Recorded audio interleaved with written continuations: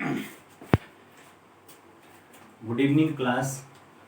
Study portal में आप सभी का स्वागत है। मेरा नाम है गौरव कंडारी और मैं हूं आपका साइंस का टीचर।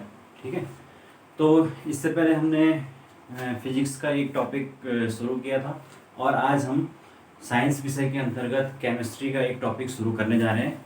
उससे पहले हमारे इस चैनल पर सभी तरह के एग्ज़ाम DSSB के KVS आपके सीटेट वगैरह सभी चीज़ की तैयारी होती है। साथ के साथ प्रिंटिंग नोट्स भी अवेलेबल कराए जाते हैं। तो अगर किसी को भी नोट्स वगैरह की ज़रूरत है तो वो इस नंबर पर आपको मैसेज कर सकते हैं या व्हाट्सअप कुछ भी आप कर सकते हैं। ठीक है, तो चलिए हम आज केमिस्ट्री का टॉपिक शुरू करने जा रहे हैं और जिसके अंतर्गत हम सबसे पहले शुरू करेंगे द्रव्य। द्रव्य या जिसको आप कहते हैं मैटर। ठीक है, तो अगर हम रसायन विज्ञान केमिस्ट्री है उसके अंतर्गत हम बात करते हैं तो सबसे पहले हम बात करते हैं कि द्रव्य या मैटर क्या होता है। तो हमारे आसपास जितनी भी वस्तुएं जो कि एक स्थान घेरती हैं, जिनमें भार होता है यानी जिनका कुछ ना कुछ वेट होता है, जिनका अपना एक जड़त्व होता है, इनर्शिया होता है, वो सारी की सारी वस्तुएं क्या कहलाती हैं? वो द्रव्य या मैटर कहलाती हैं। ठीक है ना, सारी की सारी वस्तुएं, चाहे वो ये पेन हो, ये आपका ब्लैक बोर्ड हो, डस्टर हो, कुछ भी वो चीज़ जो स्थान घेरती है जिसमें भार होता है, ये सारी की सारी चीज़ें क्या कहलाती हैं? द्रव्य या मैटर कहलाती हैं। ठीक है, अब क्या अब नेक्स्ट जो है वो है आपका पदार्थ या सब्सटेंस।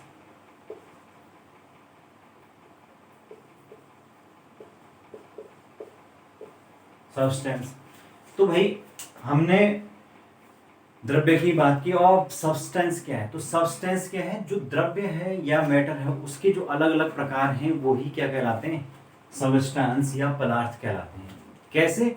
अंतर क्या होता है कि भाई इसमें जो सब्सटेंस होता है उसमें जितने भी उसके संघटक कण होते हैं या कंस्टिट्यूएंट पार्टिकल्स होते हैं वो सब एक ही प्रकार के होते हैं। ठीक है ना, जैसे कि अगर मैं एग्जांपल की बात करूं तो इसमें क्या क्या होता है? जैसे लकड़ी हो गया, मोम हो गया, है ना, इसी प्रकार आपके पेन हो गया, ऑक्सीजन हो गया, कागज हो गया, कोयला हो गया। कहने का मतलब है कि ये जो जितने भी पदार्थ हैं वो क्या होंगे? उनके जितने भी एक पदार्थ का जो एक जैसा संगठन होगा पूरा, ऐसा नहीं होगा कि आधा कुछ और है आधा कुछ और है। तो इस प्रकार के जितने भी जो मैटर हैं, द्रव्य हैं, वो क्या कहलाएंगे? सब्सटेंस या पदार्थ कहलाते हैं। हमारे आसपास बहुत सारे पदार्थ हम देखते हैं। ठीक है ना, तो जैसे कि आप जो डेली यूज में आप दूध पीते हैं वो भी एक क्या है? पदार्थ ही है। ठीक है ना, तो ये है आपका तत्व तथा पदार्थ। ठीक है, अब ये जो पदार्थ है इसी के आसपास रसायन विज्ञान पूरी तरीके से इसी पर डिपेंड होता है। आप सब जानते हैं जो पदार्थ है उनका अगर हम वो करें क्लासिफिकेशन तो कैसे होता है जब देखते हैं। पदार्थों का अगर हम वर्गीकरण करें या क्लासिफिकेशन, ठीक है, तो जो क्लासिफिकेशन है वो अगर हम करें पदार्थों का तो ये दो प्रकार से होते हैं। एक तो होता है किस भौतिक आधार पर, भौतिक आधार पर या in the physical basis, and दूसरा रासायनिक आधार पर। ठीक है, रासायनिक आधार पर, यानी कि दो प्रकार से डिवीजन होगा। एक तो होगा भौतिक आधार पर और दूसरा रासायनिक आधार पर, in the basis of physical condition और केमिकल कंडीशंस। ठीक है ना, तो अब हम एक एक करके देखेंगे कि क्या क्या इसमें डिवीजन होता है। ठीक है,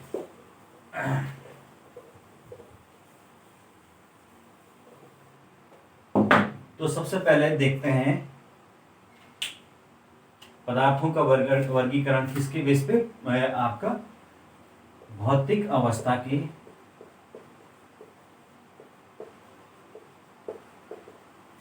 आधार पर।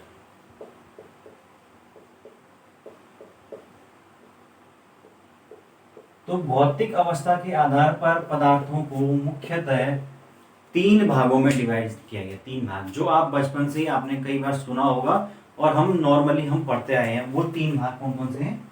ठोस, द्रव और गैस, है ना। सॉलिड, लिक्विड और गैस, ये 3 जो भाग हैं उसमें डिवाइड किया गया है किसी पदार्थ को मुख्य रूप से, ठीक है ना। तो इन तीनों की क्या विशेषता है और क्या इनमें अंतर है, हम एक एक करके देखते हैं, ठीक है ना, तब हमें ये क्लियर हो पाएगा, ठीक है। तो सबसे पहले अगर हम बात करें ठोसों की, ठोस या सॉलिड,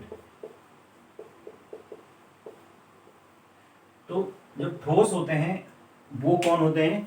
वो ऐसे पदार्थ होते हैं, ऐसे सब्सटेंस होते हैं जिनका आकार और आयतन दोनों ही निश्चित होते हैं, ठीक है ना। आकार या साइज वो आयतन या वॉल्यूम दोनों ही क्या होंगे? फिक्स होंगे। दोनों आकार व आयतन दोनों निश्चित होंगे, ठीक है। तो जैसे कि अगर मैं ये डस्टर लिया है तो इस डस्टर का जो आकार है वो भी फिक्स है और इसमें कितना वॉल्यूम है वो भी, यानी कितनी जगह ये घेरता है ये भी फिक्स है। ये ना तो कम होता है ना ये ज्यादा होता है ना। तो इस तरीके से ये क्या है? एक ठोस का एग्जाम्पल है। और भी जो हम देखते हैं टेबल, चेयर, मेज, कुर्सी, ये ब्लैक बोर्ड, ये सारी की सारी चीजें क्या है? ठोस हैं। और जो ठोस है उसके जो कण है वो उनके बीच में क्या होता है? अंतरा अणु बल ना के बराबर होता है। इस तरीके से ये एक दूसरे से इस तरीके से जुड़े होते हैं, यानी कि इनके बीच में जो इंटर न्यूक्लियर फोर्सेज है वो इतना ज्यादा होता है जिसके कारण से इनके बीच में जो अंतरा अणु बल अंतर है वो क्या होता है? बहुत कम होता है। और जो कॉन्स्टिट्यूएंट पार्टिकल्स हैं वो आपस में बहुत नजदीक होते हैं और इस कारण से क्या होता है? ये रिजिड होता है, ठीक है ना। और इस प्रकार से जो ये जुड़ता है इसके कारण ये अपने आप में एक जालक का निर्माण करता है जिसको हम क्या कहते हैं? क्रिस्टल जालक। क्रिस्टल जालक या क्रिस्टल लैटिस जिसको हम कहते हैं, ठीक है ना। तो सॉलिड जो चीज होती है वो अपने आप में क्या करती है? क्रिस्टल लैटिस का निर्माण करती है, ठीक है। तो ये है ठोस की विशेषताएं। ठोस में क्या होता है? आकार व आयतन दोनों निश्चित होते हैं, कॉन्स्टिट्यूएंट पार्टिकल्स एक दूसरे के नजदीक होते हैं, अंतरा अणु बल बहुत ज्यादा होता है और क्रिस्टल जालक का निर्माण करते हैं, ठीक है ना। अब हम दूसरे वर्गीकरण की तरफ आते हैं, आपका द्रव, जिसको हम कहते हैं लिक्विड, ठीक है। तो द्रव आप सब जानते हैं। द्रव में क्या होगा कि पहली विशेषता क्या होगी कि आकार अनिश्चित होगा लेकिन आयतन निश्चित होगा। जैसे कि पानी हो गया, ठीक है ना, जैसे कि कोई शराब हो गई, जैसे कि दूध हो गया, ये सारी की सारी चीजें क्या होगी? इनके आयतन तो निश्चित है। आयतन का मतलब कि अगर 1 लीटर है तो 1 लीटर ही रहेगा, अगर 2 लीटर है तो 2 लीटर रहेगा, लेकिन आकार अनिश्चित होता है। जिस भी बर्तन में इसको डाला जाता है ये उसी के आकार को ग्रहण कर लेता है, यानी कि इसका जो आकार है वो निश्चित नहीं होता है जबकि आयतन निश्चित होता है। तो ये एक द्रव की विशेषता है। और अंतरा अणु बल जो होता है वो ठोसों की अपेक्षा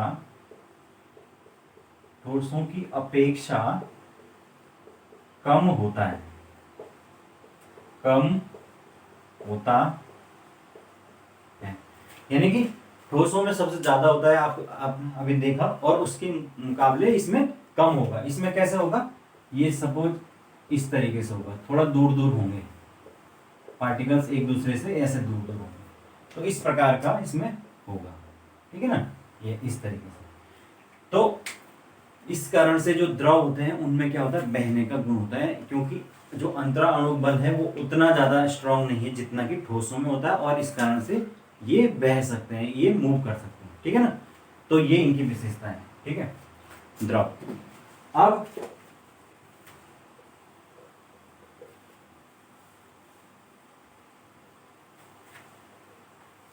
तीसरी जो चीज है वो है गैस, या तो गैस ही कहेंगे। इसमें क्या होगा, अगर हम देखें तो जो इसके जो पार्टिकल्स हैं वो क्या होंगे, फ्रीली मूव कर रहे होंगे इस तरीके से। इनके बीच में अंतरा अणु जो बल है वो लगभग नगण्य होता है, यानी ना के बराबर होता है, और गैस क्या होती है, फ्रीली मूव कर सकती है। इस कारण से क्या होगा, आकार व आयतन दोनों ही अनिश्चित होंगे। आकार व आयतन दोनों अनिश्चित होंगे, अनिश्चित होंगे, ठीक है ना। यानी कि दोनों का ही फिक्स नहीं होगा। जैसे इस कमरे में अभी कितनी ज्यादा गैस है वो फिक्स नहीं है, वो कम भी कम कभी कम हो सकती है, हो सकता है कभी ज्यादा हो सकती है, यानी कि वो उसका आकार भी निश्चित नहीं है, उसका कोई आकार नहीं है और उसका कोई आयतन भी नहीं है, क्योंकि इनके बीच में जो अंतरा अणु बल है वो लगभग नगण्य होते हैं और ये फ्रीली मूव कर सकते हैं, ठीक है ना। इसीलिए जो गैस है वो उसको जब हमें स्टोर करना होता है, जैसे कि सिलेंडरों में जब गैस भरी जाती है तो उसको क्या किया जाता है, संपीड़ित किया जाता है, प्रेशराइज करके उसको कूल डाउन किया जाता है ताकि वो सिलेंडरों में भरी जा सके, ठीक है ना।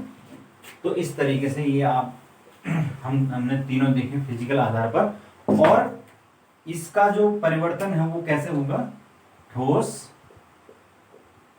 इनको ऐसे गर्म करेंगे जब, तो ये किस में बदल जाएंगे, द्रव में। अगेन गर्म करेंगे तो ये किस में बदल जाएंगे, गैस। यानी कि ठोस जब गर्म करेंगे तो द्रव, फिर अगेन गर्म करेंगे तो गैस। रिवर्सिबल भी चलेगा, गैसों को हम ठंडा करेंगे, लिक्विफाई करेंगे तो ये द्रव में बदल जाएंगे, और ज्यादा इसको ठंडा करेंगे तो ये ठोस या सॉलिड में बदल जाएंगे। उदाहरण क्या है, आइस, बर्फ है ना, बर्फ थोड़ा सा टेम्परेचर बढ़ता है तो वो आपका पानी में बदल जाती है, फिर और ज्यादा टेम्परेचर देते हैं तो भाप में बदल जाती है, ठीक है ना। तो ये इसका एग्जाम्पल है। तो इस तरीके से भौतिक आधार पर जो है वो तीन मुख्य अवस्थाएं बताई गई हैं किसकी, पदार्थ की। लेकिन उसके अलावा भी दो और अवस्थाएं हैं, वो इतनी इंपॉर्टेंट नहीं है लेकिन कई बार पूछ ली जाती है, ठीक है। तो वो दो अवस्थाएं और कौन कौन सी हैं, एक तो है प्लाज्मा, जो पांचवी अवस्था है वो है प्लाज्मा, और जो छठवीं अवस्था है उसको कहते हैं बोस आइंस्टीन कंडेंसेट, ठीक है। तो पांचवी अवस्था है प्लाज्मा और छठी है बोस आइंस्टीन कंडेंसेट, ठीक है। तो प्लाज्मा स्टेट ये कहां पाई जाती है, ये आपने देखा होगा कि कई बार आपने सुना होगा कि अर्थ की क्रस्ट में जो है वो बहुत सारी हमारे पदार्थ हैं जो कि पिघली हुई अवस्था, मॉल्टन स्टेट में पाई जाती है। तो वो जो पिघली हुई अवस्था में जो पदार्थ पाया जाता है, तमाम लावा और बहुत सारी चीजें, वो सब क्या है, प्लाज्मा अवस्था कहलाती है, ठीक है ना। और उसी प्रकार बोस आइंस्टीन कंडेंसेट का अर्थ होता है कि ये अत्यंत बहुत ज्यादा जो लोअर टेम्परेचर है उस पर पदार्थ इसमें पाया जाता है, बोस आइंस्टीन कंडेंसेट। खैर ये सब चीजें आपके काम की नहीं है, क्योंकि काम की इसलिए नहीं है क्योंकि हम क्या करेंगे, साइंस को केवल उस लेवल पर जानेंगे जहां पर वो प्रतियोगी परीक्षाओं के अंतर्गत पूछा जाता है। वरना जो 6 से लेकर 12 तक हम देखते हैं तो साइंस तो बहुत विशाल है, और अगर हम एकेडमिक स्तर पर देखें तो हम उसमें बहुत सारे डेरिवेशन करते हैं, थ्योरम्स करते हैं, उनके बेसिस पे क्वेश्चन करते हैं, लेकिन वो सब चीज़ें कॉम्पिटिटिव एग्जाम के पॉइंट ऑफ व्यू से इंपॉर्टेंट नहीं होती हैं। यहाँ पर जो चीजें इंपॉर्टेंट होती हैं वो होती है फैक्ट्स जो उसके अंदर होते हैं और वही एग्जाम में पूछे जाते हैं, ठीक है ना। तो हम उन्हीं को यहाँ पर पढ़ते हैं, ठीक है ना। तो इसलिए यहाँ पर इसीलिए इसको बोला जाता है कि ये जनरल साइंस है, सामान्य विज्ञान है, न कि एकेडमिक साइंस है, ठीक है ना। तो इसलिए परेशान होने की जरूरत नहीं है। अगर किसी को सब्जेक्टिव जिसका साइंस नहीं रहा है तो उनके लिए थोड़ा मुश्किल होता है, लेकिन आपको केवल तथ्यों पर बात करनी है। ओके, तो चलिए आगे चलते हैं।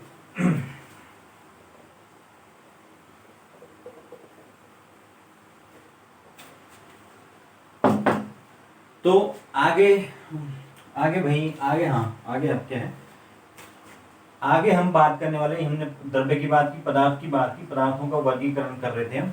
अब हम बात करेंगे कि रासायनिक आधार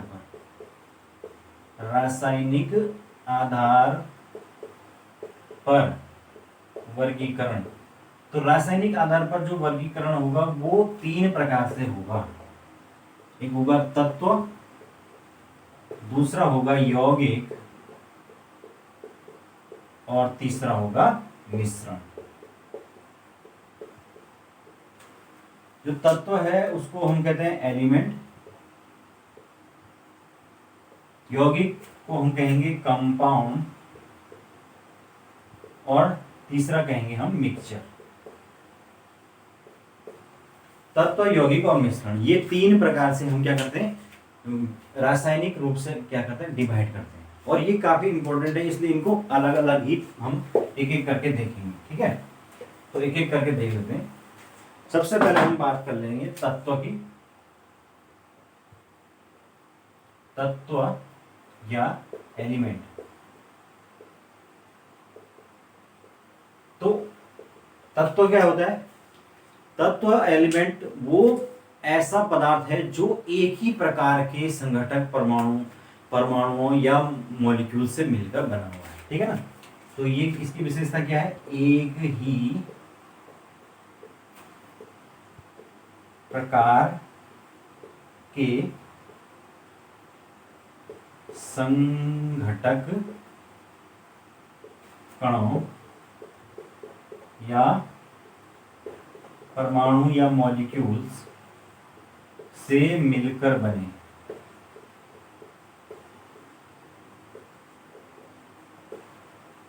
है ना। अगर मैं इसका एग्जाम्पल की बात करूं तो एग्जाम्पल में जैसे कि अगर मैं बात करूं ऑक्सीजन,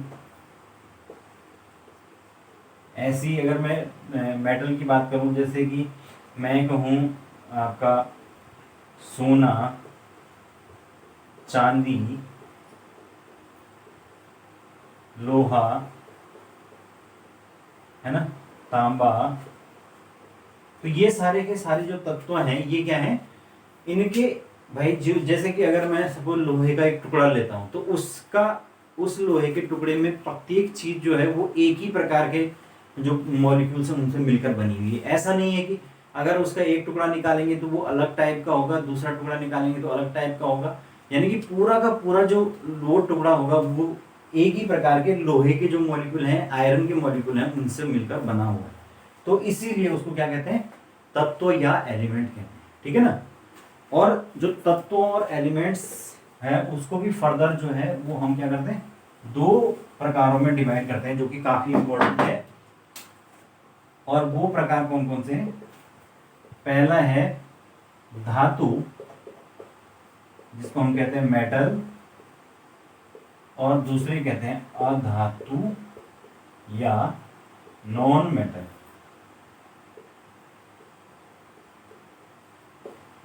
ठीक है। तो धातु या मेटल और अधातु। तो धातु क्या होती है भाई, मेटल वो होता है जिसके अंतर्गत क्या होती है, जो एक तो होता है सबसे पहले कंडक्टर, विद्युत व ऊष्मा का चालक होते हैं। इनसे होकर क्या होती है, विद्युत या ऊष्मा पास हो सकती है या सप्लाई हो सकती है। तो वो विद्युत और ऊष्मा के चालक होते हैं, कंडक्टर, इसीलिए इनको कहा जाता है, ठीक है ना। और इसके एग्जाम्पल के तौर पे हम क्या लेते हैं, जैसे एल्यूमिनियम हो गया, सोना हो गया, चांदी हो गया, लोहा हो गया, ये सब चीजें, ठीक है। दूसरे होते हैं अधातु। अधातु यानी जिनको हम कहते हैं इंसुलेटर। यानी कि इनको कुचालक इसलिए कहा जाता है, इंसुलेटर इसलिए कहा जाता है क्योंकि ये विद्युत और ऊष्मा या इलेक्ट्रिसिटी को अपने ऊपर से पास नहीं होने देते हैं। और अगर इसके एग्जाम्पल की मैं बात करूं तो यहाँ पर मैं एग्जाम्पल में लिख सकता हूँ, ऑक्सीजन हो गया, आपका फास्फोरस हो गया, ठीक है, ये आपके हो गई सूखी लकड़ी हो गई, ठीक है। और क्या हो सकता है इसमें, और इसमें प्लास्टिक हो सकता है, और क्या हो सकता है इसमें, और बहुत सारी चीजें हो सकती हैं जिससे क्या नहीं होता है, जो कि अधातु में आते हैं, जिनसे इलेक्ट्रिसिटी पास नहीं होती। और इसमें क्या डिफरेंस होता है भाई, जो मेटल होता है वो आघात वर्धनीय होता है। अब इसका क्या मतलब है, यहाँ पे देख लेता हूँ, ऊपर से देख लेता हूँ। आघात वर्धनीय यानी कि होता है आपका मैलिएबल, इंग्लिश में उसको कहते हैं आघात वर्धनीय या मैलिएबल।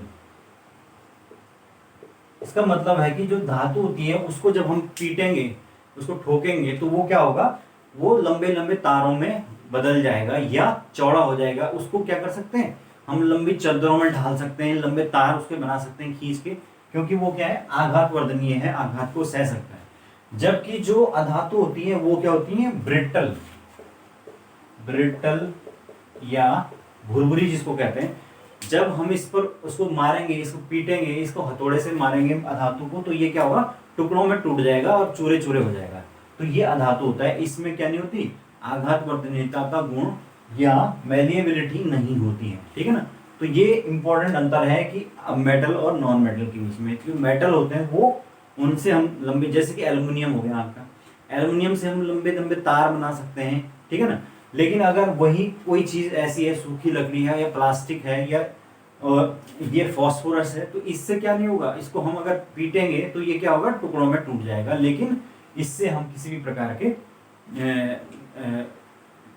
पॉसिबल नहीं है, निर्माण का पॉसिबल नहीं है, ठीक है ना। उसके अलावा एक और अंतर इसमें इंपॉर्टेंट होता है कि जो मेटल्स होती हैं उसमें क्या होती है, एक विशेष प्रकार की चमक होती है, जिसको हम क्या कहते हैं, धात्विक चमक या मेटेलिक जो है इन्फ्लुएंस कहते हैं उसको, ठीक है, इन्फ्लेम। जबकि अधातुओं में इस प्रकार की कोई भी चमक नहीं होती है, ठीक है। तो इस प्रकार से ये तत्व हैं वो दो प्रकार से डिवाइड है, धातु और अधातु, और इसके आधार पर मैंने इनके बीच में अंतर आपको बता दिए, ठीक है। तो आगे चलते हैं। तो हम क्या पढ़ रहे थे, हाँ हम तत्व पढ़ रहे थे, और तत्व के अंदर हमने पढ़ा धातुएं और अधातुएं। नाउ हमने वर्गीकरण यहाँ पर ठोस द्रव गैस पढ़ लिया। अब हम यौगिक की बात करेंगे, यौगिक, यौगिक या कंपाउंड।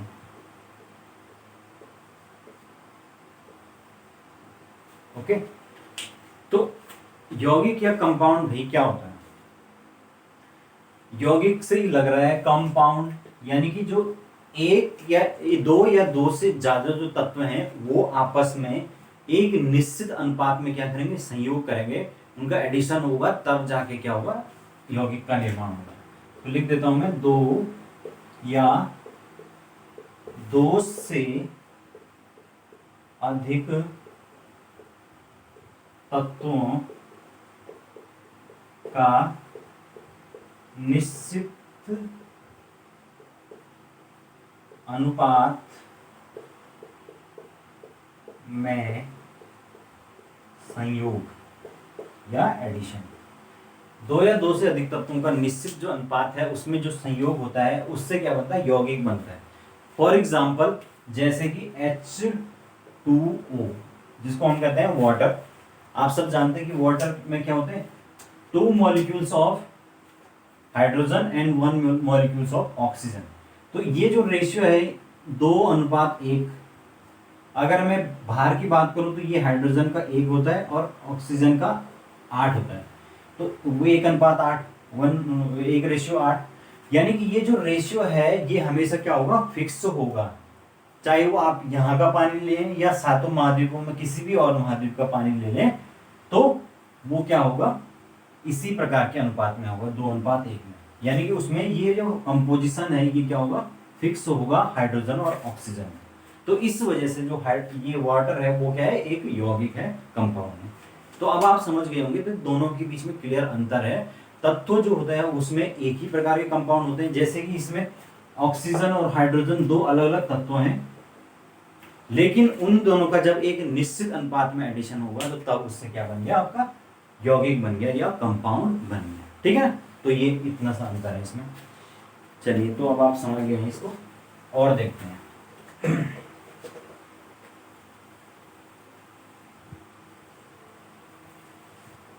ठीक है, तो यहां तक हो गया। अब हम नेक्स्ट जो चीज देखेंगे वो है मिश्रण।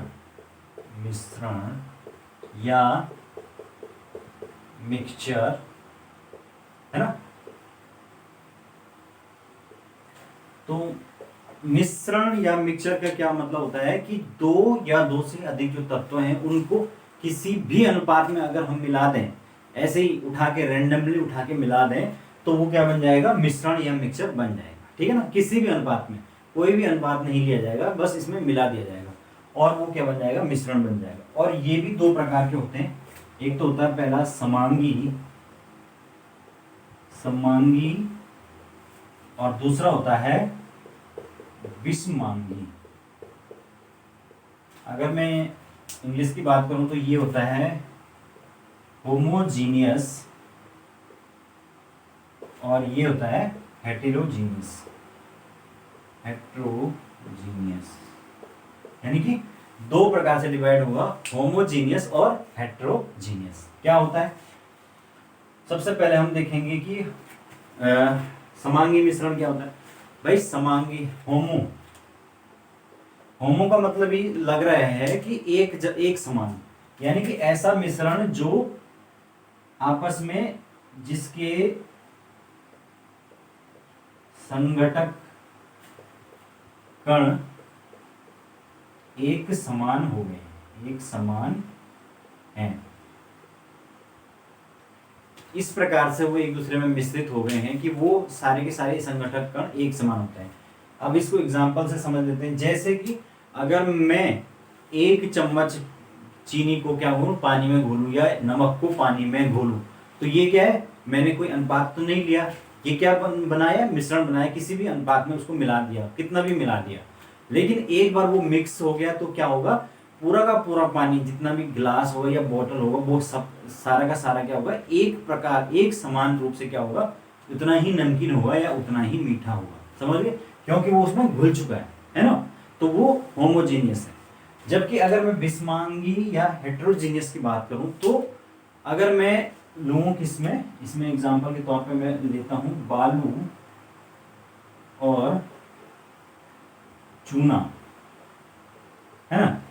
अगर मैं बालू और चूने को मिक्स कर दूं तो क्या होगा, वो उसको मैं किसी भी अनुपात में मिला दूंगा, लेकिन वो एक दूसरे से कभी भी मिक्स नहीं होंगे। तो विषमांगी यानी कि हेटेरोजीनियस में ऐसा मिक्सर बनता है जो कि एक दूसरे से कभी भी मिश्रित नहीं होता है। जैसे कि अगर मैं नमक मिला दूं रेत में, तो वो क्या होगा, कभी भी मिश्रित नहीं होगा और उनको आप आसानी से पृथक कर सकते हैं। ठीक है ना, तो ये मिश्रण की विशेषता है। ठीक है, दो प्रकार के होते हैं, होमोजीनियस और हेटेरोजीनियस। ठीक है, तो अब समझ गए आप। तो इस तरीके से ये रासायनिक या केमिकली जो है वो हमने डिवीजन देखा कि किस किस प्रकार से होता है, तत्व, यौगिक और मिश्रण। ठीक है ना। अब लास्ट में इसमें है मिश्रणों को अलग अलग करने की विधि। अब जो मिश्रण है उनको, उनका अगर सेपरेट करना है तो उसके लिए भी कई प्रकार की जो विधियां हैं वो इस्तेमाल होती हैं। ठीक है ना, तो देखते हैं, ये इतना इम्पोर्टेंट तो नहीं है पर लेकिन फिर भी देख लेते हैं। मिश्रणों को अलग अलग करने की विधि। ठीक है, तो अलग अलग करने की जो विधि है मिश्रणों की, उसमें सबसे पहला जो होता है वो होता है आसवन। ठीक है, देख लेते हैं आगे। ठीक है, तो आसवन जिसको हम कहते हैं डिस्टिलेशन। डिस्टिलेशन ऐसे किन्हीं भी दो द्रव्यों को जिनके की जो क्वथनांक है यानी कि बॉइलिंग पॉइंट है उनके बीच में काफी डिफरेंस होता है, उनको अलग करने के लिए जो है वो आसवन विधि का प्रयोग किया जाता है। क्वथनांकों के बीच पर्याप्त अंतर।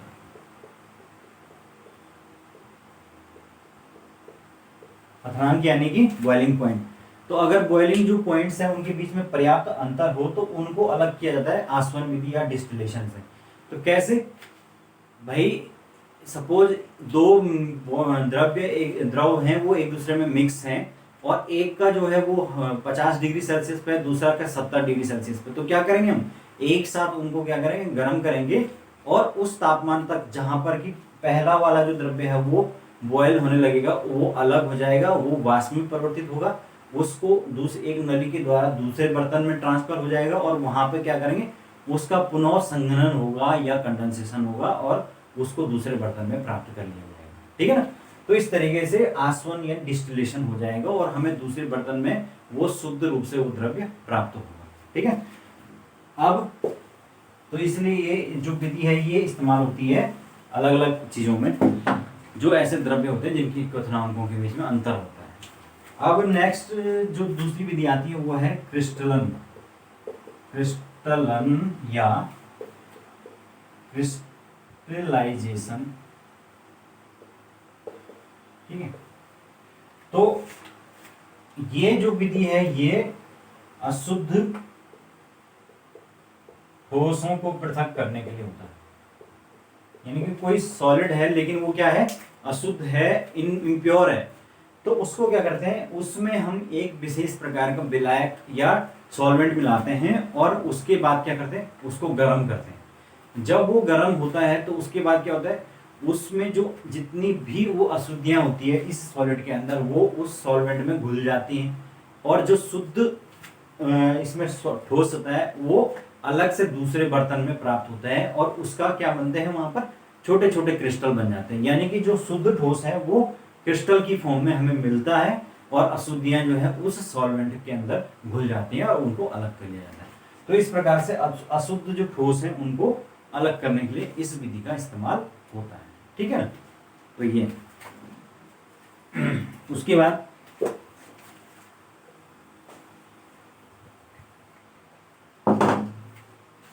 नेक्स्ट है ऊर्ध्वपातन। ठीक है ना। तो ऊर्ध्वपातन जिसको हम कहते हैं सब्लिमेशन,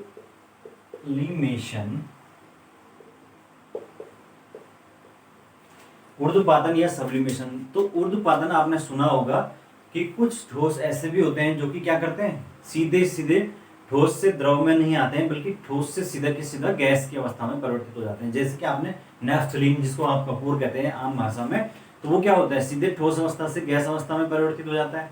तो उस प्रकार के जो सॉलिड्स होते हैं जो कि सीधे सीधे क्या होते हैं, गैसों में परिवर्तित हो जाते हैं, उसको यूज करने के लिए हम क्या करते हैं, इस मेथड का ऊर्ध्वपातन विधि का प्रयोग करते हैं। तो इसमें क्या होता है कि जो सपोज दो ठोस जिनमें एक ऊर्ध्वपातज हो, ऊर्ध्वपातज यानी कि सब्लिमेट, यानी कि एक सपोज दो ऐसे सॉलिड हैं जिसमें एक तो ऐसा है कि जो क्या है, सब्लिमेट है, यानी कि वो क्या हो सकता है, ठोस से सीधा गैस में बदल सकता है, लेकिन दूसरा नहीं है। तो ऐसे दो ठोसों को हम क्या कर सकते हैं, इस विधि से पृथक कर सकते हैं। क्यों? क्योंकि जब हम गर्म करेंगे तो क्या होगा, जो उसमें ऐसा ठोस होगा जो सीधे ठोस से गैस में बदल रहा है, तो वो क्या होगा, सीधे गैस के रूप में अलग से निकल जाएगा और उस गैस को हम क्या कहते हैं, एक नली या पाइप की सहायता से दूसरे बर्तन में प्राप्त कर लेंगे। जबकि जो दूसरा वाला ठोस है वो तो क्या होगा, वो पहले ठोस से द्रव में बदलेगा, फिर द्रव से गैस में बदलेगा, तो इसीलिए वो उसी बर्तन में रह जाएगा और उसको फिर हम अलग कर लेंगे। यानी इस विधि से हम क्या कर सकते हैं, उसको सेपरेट कर सकते हैं, है ना। तो इस तरीके से ये ऊर्ध्वपातन या सब्लिमेशन कहते हैं। और ऐसे पदार्थ जो कि सीधे ठोस से गैस अवस्था में परिवर्तित होते हैं उनको ऊर्ध्वपातज या सब्लिमेट कहा जाता है, ठीक है ना। उसमें आपका कपूर या नैफ्थलीन आपका उसका एग्जाम्पल है। ओके, तो ये है।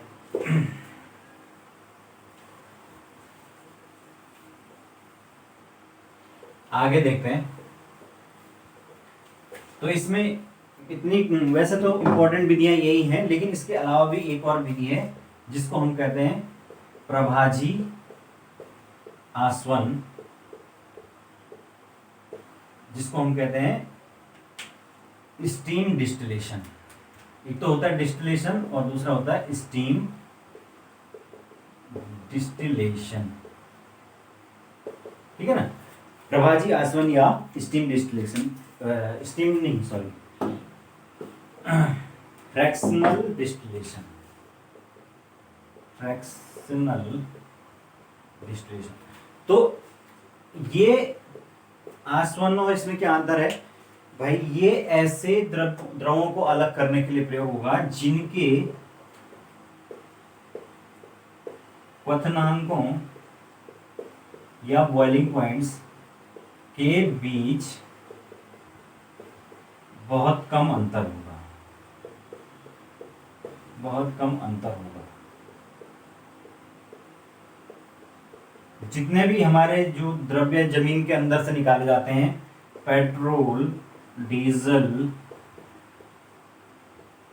ये सब इसी विधि से फ्रैक्शनल डिस्टिलेशन से अलग किए जाते हैं, पृथक किए जाते हैं। क्यों? क्योंकि इनके जो बॉइलिंग पॉइंट्स हैं उनमें अंतर बहुत ही कम है, समझ रहे हो आप। यानी कि अगर सपोज इनमें दो चीजें अगर मिक्स हैं और पहला 50 डिग्री सेल्सियस पे उबल रहा है, दूसरा 52 या 55 पे उबल रहा है, तो आप अगर एक को गर्म करेंगे तो उसके साथ साथ दूसरा भी क्या होने लग जाएगा, वाष्पित अवस्था में आने लग जाएगा। तो इस तरीके से आप दोनों को सेपरेट नहीं कर सकते हैं। तो इस प्रकार प्रभाजी आसवन जो विधि है उसमें विशेष उपकरणों की सहायता से इस प्रकार के जो द्रव्य हो जिनके की क्या होते हैं, बहुत ज्यादा अंतर नहीं है बॉइलिंग पॉइंट में, उनको पृथक या अलग किया जाता है, ठीक है ना।